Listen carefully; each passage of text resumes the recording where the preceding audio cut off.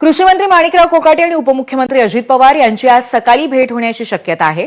दुपारी 12:30 वाजता कॅबिनेट बैठक होणार आहे आणि त्याआधी अजित पवार आणि माणिकराव कोकाटे यांची भेट होण्याची शक्यता वर्तवण्यात येते।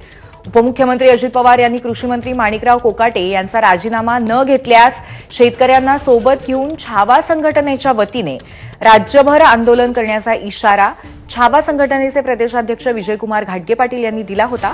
या पार्श्वभूमीवर अजित पवार कोकाटेंच्याबद्दल काय निर्णय घेणार याकडे लक्ष असेल। आगामी स्थानिक स्वराज्य संस्थांच्या निवडणुकीमध्ये शेतकऱ्यांचा विरोध पक्षाला परवडणारा नाहीये असं पक्षातल्या काही नेत्यांचं म्हणणं आहे। त्यामुळे अजित पवार यांचा निर्णय काय असेल हे महत्त्वाचं ठरेल।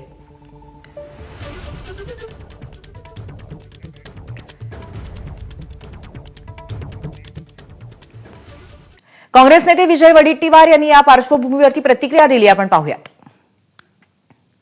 अशा कलंकित मंत्र्यांना ज्यांच्यावर गंभीर स्वरूपाचे आरोप आहेत तात्काळ काढून घेतलं पाहिजे आणि त्यांच्यावर वाटल्यास नाही तर मग असं काढायचं नसेल तर गोमूत्र त्यांच्यावर शिंपडून टाका, म्हणजे शुद्ध होतील आणि शुद्ध देशी गाईचं गोमूत्र शिंपायला काही अडचण नाही। श्रावण मास सुरू आहे आणि दर सोमवारी त्यांचा अभिषेक करा, अभिषेक करून व्यवस्थित त्यांना महादेवाच्या पुढे बसवा, शंकराच्या पिंडीपुढे, आणि त्यांना शुद्ध करून घ्या, म्हणजे मग पुन्हा लोकांना सांगता येईल की आम्ही यांना शुद्ध करून घेतलेलं आहे।